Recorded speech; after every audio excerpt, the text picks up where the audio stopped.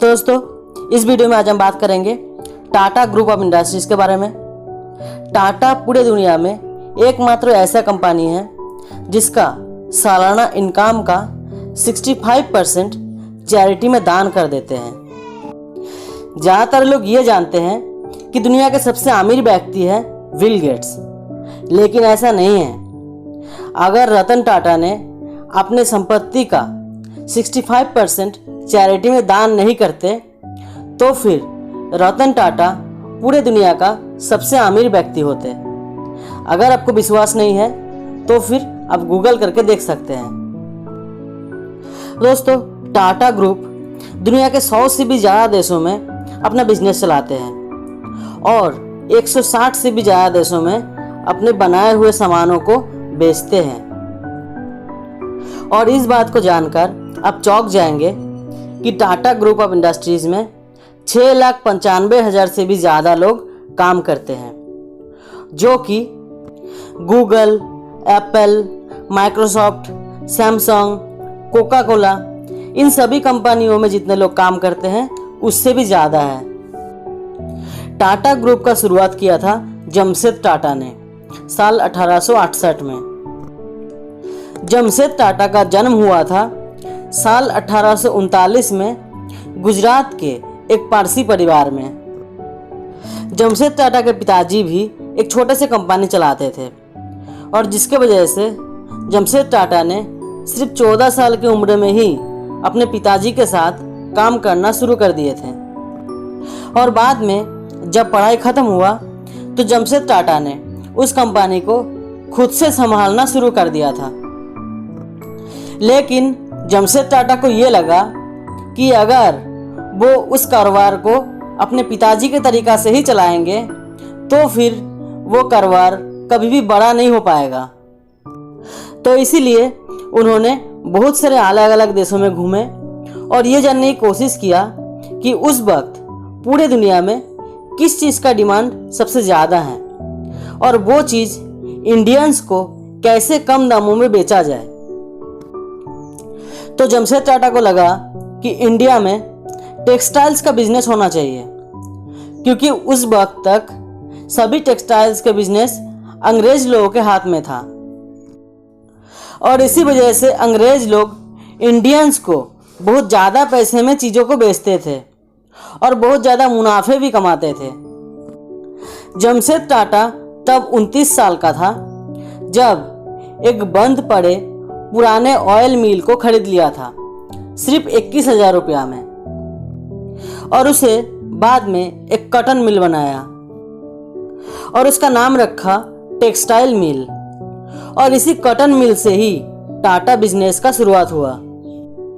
जमशेद टाटा अपने देश और देशवासियों से बहुत ज़्यादा प्यार करते थे। वो अपने देशवासियों के लिए कुछ ऐसा करना चाहते थे जिससे अपने देशवासियों का मुसीबत कुछ कम कर सके। जमशेद टाटा की 4 सपना था। एक था इंडिया में आयरन स्टील कंपनी बनाना, और एक था भारत में वर्ल्ड क्लास एजुकेशन इंस्टीट्यूट बनाना, एक हाइड्रो इलेक्ट्रिक प्लांट लगाना और इंडियंस के लिए एक 5 स्टार होटल बनाना। लेकिन जमशेद टाटा मरने से पहले सिर्फ एक ही सपना पूरा कर पाए थे और वो था 5 स्टार होटल्स बनाना। दोस्तों, आप में से काफ़ी लोगों को ये पता नहीं होगा कि इंडिया का आलीशान होटल्स में से एक ताज होटल, जो कि मुंबई में बना हुआ है, वो जमशेद टाटा ने ही बनवाए थे। और जमशेद टाटा की 3 अधूरे सपने को पूरा किया उनके बेटा दोराबजी टाटा ने।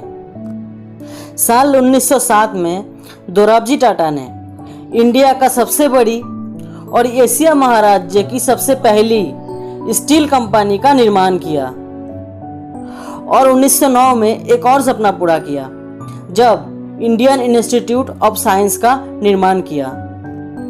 और 1911 में उन्होंने अपने पिताजी का सभी सपनों को पूरा कर दिया जब इंडिया में एक हाइड्रो प्लांट का स्थापना कर दिया, जो कि अभी के टाइम पे इंडिया की सबसे बड़ी प्राइवेट इलेक्ट्रिक सप्लाई कंपनी है।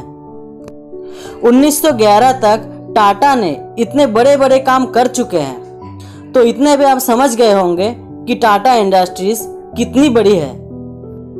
तो दोस्तों, ये था टाटा इंडस्ट्रीज की शुरुआत की बात। अब बात करते हैं कैसे टाटा इंडस्ट्रीज पूरे दुनिया में फैलता चला गया। 1912 से लेकर अब तक टाटा कंपनी ने 100 से भी ज़्यादा होटल्स और रिजॉर्ट्स बनवा चुके हैं, जिसमें से करीब 85 होटल्स और रिजॉर्ट्स इंडिया में ही मौजूद है और बाकी के होटल्स और रिजॉर्ट्स दूसरे देशों में मौजूद है, जो कि नेपाल, भूटान, मलेशिया और यूनाइटेड स्टेट्स में भी है, और जिसमें 13,000 से भी ज़्यादा कर्मचारी काम करते हैं। अब अगर बात करें टाटा स्टील्स के बारे में, तो टाटा स्टील्स इंडिया के दूसरे सबसे बड़े स्टील कंपनी हैं और जिसमें करीब 75,000 लोग काम करते हैं। और इसी टाइप से टाटा स्टील की 26 देशों में मैन्युफैक्चरिंग प्लांट बना हुआ है। और साल 2007 में टाटा ग्रुप ने अमेरिकन स्टील कंपनी कोवास को खरीद लिया था और यही से टाटा ग्रुप ने अमेरिकन कंपनियों को खरीदना शुरू किया। और 1945 में शुरुआत हुआ टाटा मोटर्स की, जो कि अभी के टाइम पे बस, trucks, sports car, military vehicles और बिल्डिंग्स वगैरह बनाने के लिए जेसीबी टाइप्स के मशीन्स भी बनाने लगे।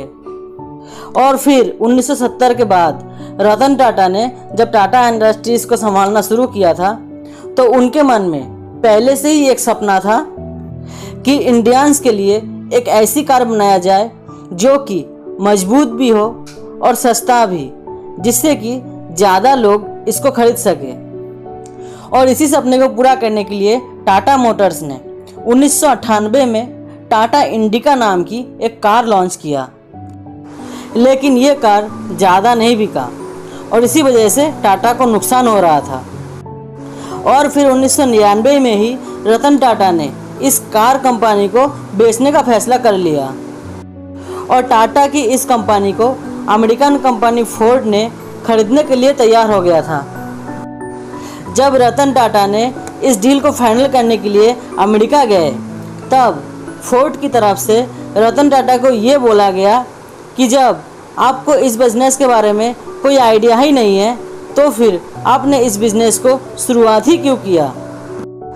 ये बात रतन टाटा को पसंद नहीं आया और वो उस डील को कैंसिल करके इंडिया वापस आ गया।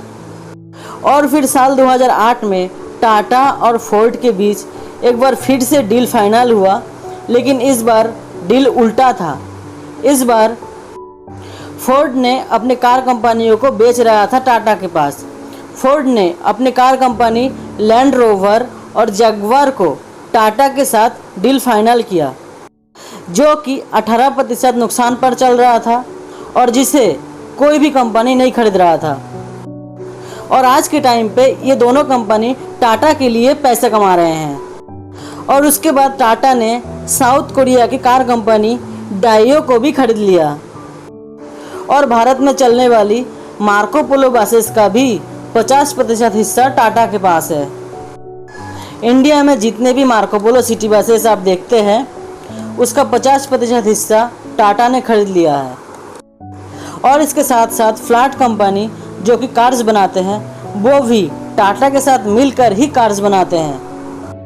और अभी के टाइम पे टाटा के पास Tata Namak, Tata Masala, Tata Tea, Tata Coffee, Tata Sky, Tata Voltas AC, Tata Power, Tata Chemical, Tata Telecom, Tata watches जैसे कि टाइटन, सोनाटा, और इंडियन ताज होटल्स भी टाटा का है।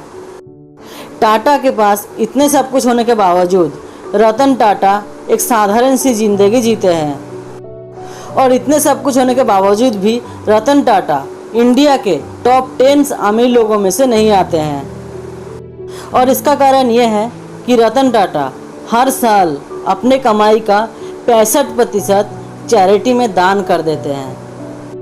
रतन टाटा दुनिया के एकमात्र ऐसा व्यक्ति है जो कि अपने कमाई का 65% दान में दे देते हैं।